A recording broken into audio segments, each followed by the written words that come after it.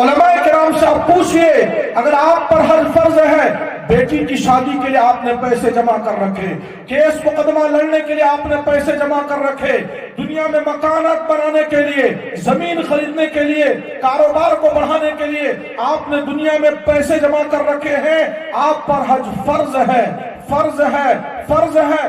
بیٹی کی شادی بھی وقت پر ہو جائے گی، زمین و مکان بھی وقت پر اللہ پورے کروا دے گا، سارے کام دنیا کے ہو جائیں گے، لیکن پہلے آپ حج کے فریضے کو ادا کر لیجئے۔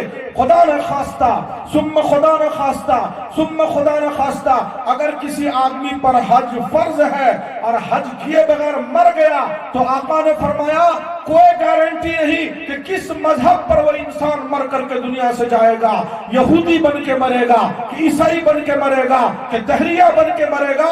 یعنی بہت ڈرنے کی بات ہے کہ حج فرض ہونے کے باوجود انسان ٹال مٹول میں، لاپرواہی میں، سستی کی وجہ سے حج نہیں کر پایا تو بہت ممکن ہے کہ اللہ موت کے وقت میں اس انسان کا ایمان چھین لے گا۔ علماء کرام سے پوچھ کر کے جتنی دفعہ ہو سکے آپ حج کر لیجئے۔ چنانچہ ایک آدمی حج کرنے کے لیے مکہ پہنچا، 70 سال سے وہ حج کرنے کے لیے جا رہا تھا۔ جب وہ کہہ رہا تھا لبیک اللہم لبیک لبیک لا شریک لک لبیک ان الحمد والنعمت لک والملک لا شریک لک لبیک، تو آواز آتی تھی لا لبیک لا لبیک لا لبیک، میرا بندہ تیری حاضری قبول نہیں، تیری حاضری قبول نہیں، تیری حاضری قبول نہیں۔ بغل میں ایک آدمی نے سنا جب بھی یہ لبیک کہتا ہے تو جواب میں اس کے کانوں تک آواز آتی ہے لا لبیک لا لبیک لا لبیک۔ اس نے کہا کہ بھائی تو سن رہا ہے، تو لبیک لبیک کی صدا لگا رہا ہے اور جواب میں تیرے کانوں تک آواز پہنچ رہی ہے لا لبیک لا لبیک لا لبیک۔ تو اس نے کہا تو ایک دفعہ سن کر کے گھبرا گیا، تو ایک دفعہ سن کے گھبرا گیا، میرا بھائی تو ایک دفعہ سن کے گھبرا گیا، میں 70 سال سے حج کرنے کے لیے آ رہا ہوں۔ ذرا سنبھالیے گا اگلی بات کو دل کے کانوں سے کہ میں 70 سال سے، زندگی کا یہ 70واں حج ہے، یہ 70 سال سے میں حج کرنے کے لیے آ رہا ہوں۔ ہر سال پورے حج کے دوران میں لبیک لبیک کی صدا لگاتا ہوں، جواب میں آخر تک میرے کانوں تک آواز آتی ہے لا لبیک لا لبیک لا لبیک۔ میں 70 سال سے ہی سن کر کے لوٹ جاتا ہوں۔ اس آدمی نے پوچھا جب تیرے کانوں تک آواز پہنچتی لا لبیک لا لبیک لا لبیک، تیری حاضری قبول نہیں، تیری حاضری قبول نہیں، تیری حاضری قبول نہیں، اتنا کیوں پریشان ہوتا ہے، اتنی دور دراز سے کیوں آتا ہے تو؟ اس آدمی نے کہا کہ بھائی پھر اس کے سوا کوئی در بتا، کوئی چوکھٹ بتا، کوئی گھر بتا، کوئی مطاف بتا، کوئی میزاب رحمت بتا، کوئی حجر اسود بتا، کوئی صفا مروہ کی پہاڑی بتا، کوئی مقام ابراہیم بتا، کوئی زمزم کا کنواں بتا، کوئی مینا مزدلفہ عرفات کا میدان بتا، کوئی اس کے سوا کوئی در اور گھر اور چوکھٹ بتا کہ جہاں جا کر کے میں اپنی صدا لگاؤں۔ ارے قبول ہو پھر بھی یہی آنا ہے، قبول نہ ہو پھر بھی یہی آنا ہے، قبول ہو یا مردود ہو پہنچنا ہے یہی، اب منانا ہے اسی اللہ کو۔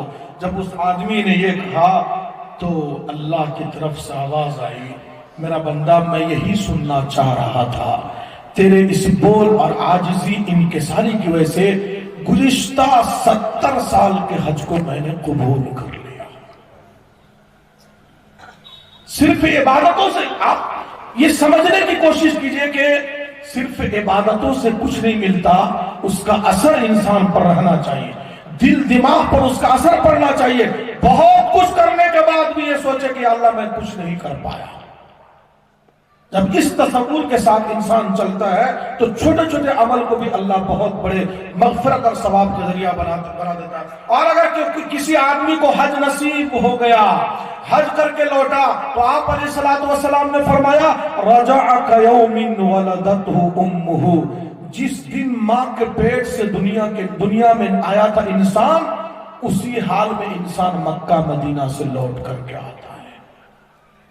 اتنا اونچا مقام ہے حج کرنے کا، اس لیے حج کرنے کی کوشش کیجئے، جتنا جلدی ہو سکے جوانی میں کرنے کی کوشش کیجئے۔ اور حاجیوں کے بارے میں آپ نے بشارت دی، دنیا میں کوئی حاجی غریب نہیں ہوگا، فقیر نہیں ہوگا، بھکاری نہیں ہوگا، آپ سے میں سوال کرتا ہوں، بوڑھے لوگ بھی ہیں، ادھیڑ عمر کے بھی ہیں، جوان بھی ہیں، نوجوان بھی ہیں، زندگی میں ایک حاجی کو بھی آپ نے بھیک مانگتے دیکھا ہو تو مجھے کوئی بتا دے؟ ہو نہیں سکتا ہے۔ حج کرنے کے بعد مالدار ہوگا، کاروبار اللہ بڑھا دے گا، حلال روزی کے آمدنی بڑھا دے گا۔ انسان کو دماغ میں یہ غلط خیالات شیطان ڈالتا ہے، 5 لاکھ خرچ ہو جائیں گے، 6 لاکھ خرچ ہو جائیں گے۔ میرا بھائی، اس خرچ کرنے کے بعد مغفرت تو انشاءاللہ ہوگی، لیکن جب تک تو دنیا میں زندہ رہے گا تیری روزی کی گارنٹی اللہ کے ذمے میں ہے۔ اللہ کبھی غیر کے سامنے میں، جو ہاتھ اللہ کے در کے سامنے میں اٹھ جاتے ہیں، جو ہاتھ میزاب رحمت پہ جا کے اٹھ جاتے ہیں، جو ہاتھ مقام ابراہیم پہ جا کے اٹھ جاتے ہیں، جو ہاتھ مطاف میں اٹھ جاتے ہیں، جو ہاتھ عرفات کے میدان میں اٹھ جاتے ہیں، اس ہاتھ کو مرنے تک اللہ کسی مخلوق کے سامنے میں نہیں اٹھنے دیتا ہے۔ کریں گے اس فریضے کا اہتمام۔ اسلام کی بنیاد 5 چیزوں پر ہے: ایمان، نماز، روزہ، حج، زکات۔ یہ بیس ہے اسلام کی، بنیاد ہے اسلام کی۔ اگر کوئی فرض ہونے کے باوجود نہیں کر رہا ہے تو سمجھ لیجئے کہ بہت بڑے خسارے اور نقصان کے اندر میں ہے۔